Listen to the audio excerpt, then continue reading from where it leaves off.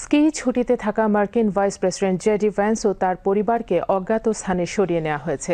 তিনি গতকাল পরিবারের সঙ্গে ভারমন্ট রাজ্যে ছুটিতে গেলে একদল ইউক্রেন সমর্থক বিক্ষোভকারী তাকে ঘিরে ফেলেন। ফলে সেই ছুটি বাধাগ্রস্ত হয়। ওভাল অফিসে যুক্তরাষ্ট্র ও ইউক্রেনের মধ্যে উত্তেজনাপূর্ণ বৈঠকের পরই এই বিক্ষোভ শুরু হয়। এই বিক্ষোভের সূত্রপাত হয় প্রেসিডেন্ট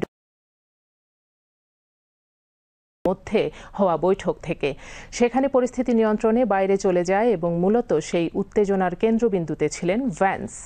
বৈঠকটি সৌহার্দ্যপূর্ণভাবে শুরু হলেও হঠাৎ করেই ভ্যান্স জেলেনস্কির উপর তীব্র ভাষায় আক্রমণ করেন, যা জেলেনস্কিকে পুরোপুরি অপ্রস্তুত করে ফেলে। ফক্স নিউজের প্রতিবেদন অনুযায়ী গতকাল ভ্যান্স ও তার পরিবারকে অজ্ঞাত স্থানে সরিয়ে নেওয়া হয়েছে, কারণ তিনি ইউক্রেন সমর্থক বিক্ষোভকারীদের সম্মুখীন হন। বিক্ষোভকারীরা ক্ষোভে ফেটে পড়ে এবং ভ্যান্সকে উদ্দেশ্য করে তীব্র ভাষায় গালিগালাজ করে। অনেকে হাতে প্ল্যাকার্ড ধরেছিলেন যেখানে লেখা ছিল, রাশিয়ায় গিয়ে স্কি করো।